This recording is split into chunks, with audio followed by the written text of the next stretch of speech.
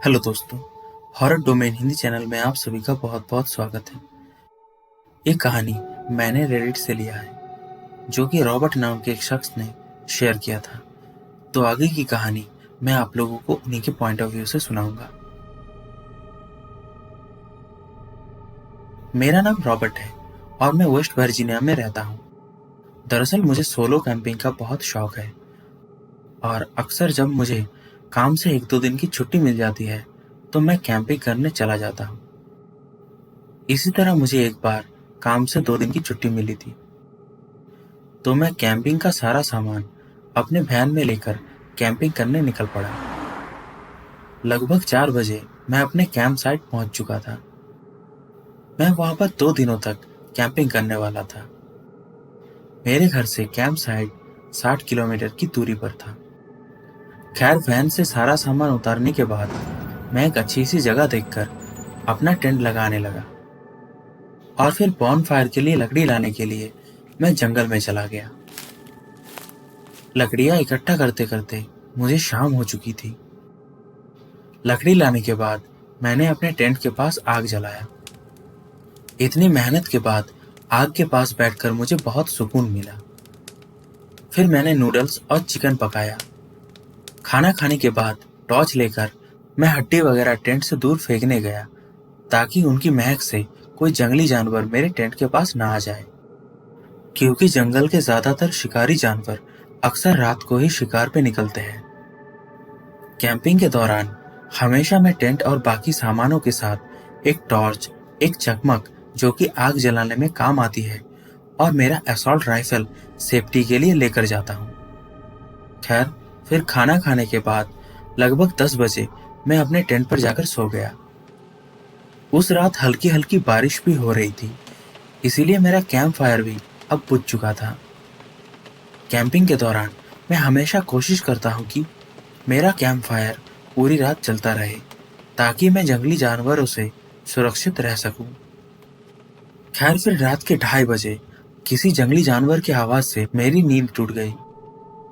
मैंने पाया कि एक बहुत ही बड़ा और भारी भरकम जानवर मेरे टेंट के आसपास गश्त लगा रहा है। वो जो भी जानवर था, मेरे आसपास टहलने से मुझे सड़े हुए मांस की बदबू आ रही थी। उस भयानक बदबू से मेरी जान ही निकल जा रही थी। फिर कुछ देर बाद उस जानवर की पैरों की आवाज बंद हो गई।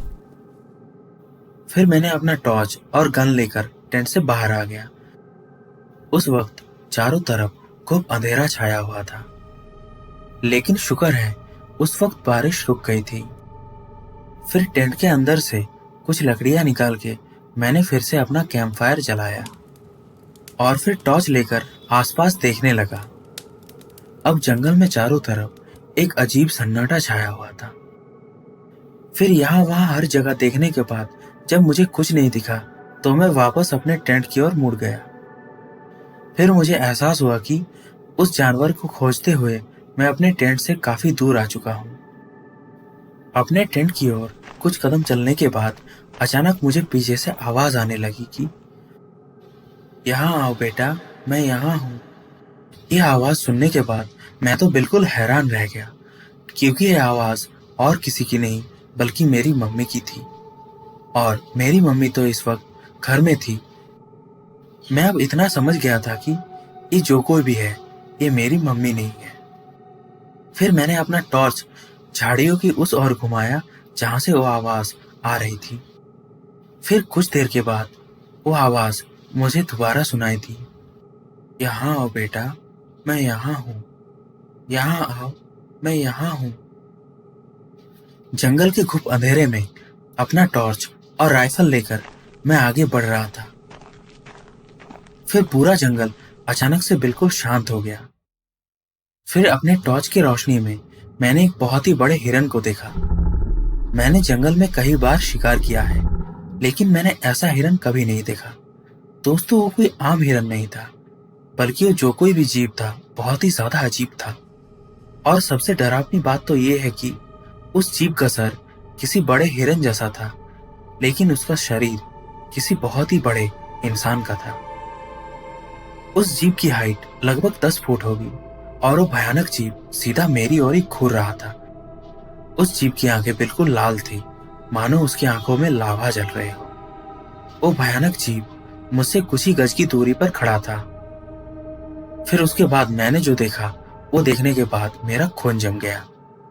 दरअसल मैंने देखा कि उस बड़े से हिरन जैसे जीव ने फिर से मेरी मम्मी की आवाज में मुझसे कहा कि यहाँ आओ बेटा, मैं यहाँ हूँ। अब मैं समझ गया था कि ये कोई इंसान नहीं, बल्कि एक शैतान है, जो कि मेरे मम्मी की आवाज निकाल के मुझे अपने पास बुलाकर मारना चाहता है।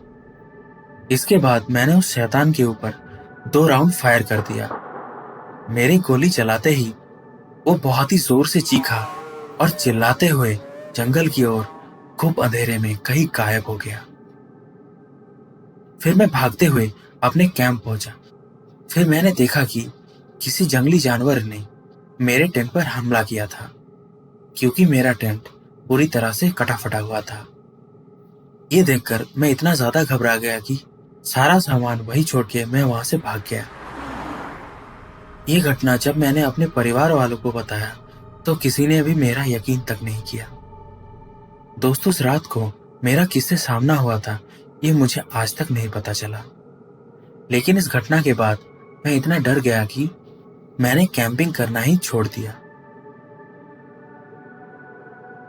तो ये था दोस्तों रॉबर्ट के साथ घटी एक रियल हॉरर स्टोरी। दोस्तों, अगर आपके साथ या आपके किसी परिवार वाले के साथ कभी कोई पैरानॉर्मल इंसिडेंट हुआ है, तो आप हमें कमेंट सेक्शन में जरूर बताइए। अगर आप चाहते हैं कि मैं आपकी स्टोरीज को भी अपनी आवाज दूं, तो आप मुझे इंस्टाग्राम पर अपनी स्टोरीज भेज सकते हैं।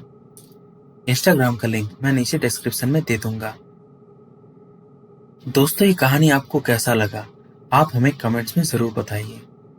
और अगर आपको पता है कि उस रात रॉबर्ट का सामना किस जीव से हुआ था, तो आप हमें कमेंट्स में जरूर बताइए। आप चाहे तो टेलीग्राम चैनल पर भी हमारे साथ जुड़ सकते हैं। टेलीग्राम चैनल का लिंक भी मैं नीचे डिस्क्रिप्शन बॉक्स में दे दूंगा।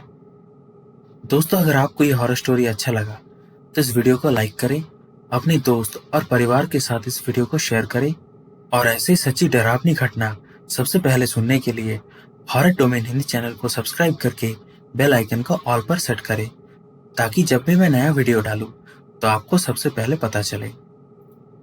मिलते हैं आपसे अगली वीडियो में कुछ ऐसे ही रोचक और सच्ची डरावनी घटनाओं के साथ। तब तक के लिए जय श्री कृष्णा।